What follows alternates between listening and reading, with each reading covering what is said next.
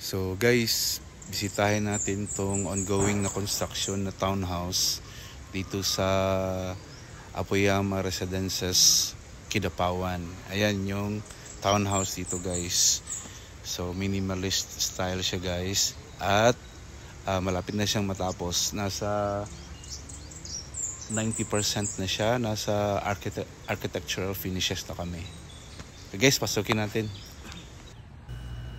So ito yung harap ng bahay guys. At ayan, nakita natin yung parking at yung porch papunta dito sa entrance. Yan, buksan natin. Hindi pa tapos yung pinto, wala pang paint. Di tayo makapasok. Uy, bakit di tayo makapasok guys? Ayan, balik kasi may nakaharang eh. So dito tayo pumasok sa sliding door dito sa may living area.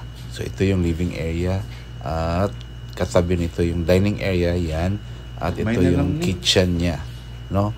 Tapos yung nasa kaliwa yan yung powder room. Yan yung sa baba. Yan sa ilalim ng stairs. Ito pala yung nakaharang guys. So nagpe-paint, ongoing kasi yung paint. Dari cloud palitan tanig kuan wood katong kuan.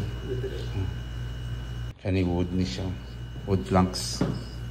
So akyat tayo guys. At yan, mapapansin nyo wala pa siyang railings at saka stair railings. Yun.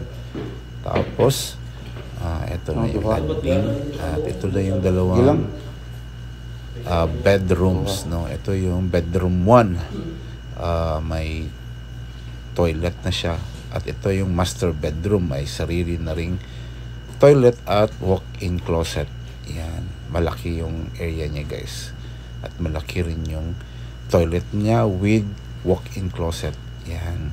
So balik tayo doon, tingnan natin ulit yung bedroom 1. Ito. So pwede itong lagyan ng dalawang double deck or isang double deck or isang kama.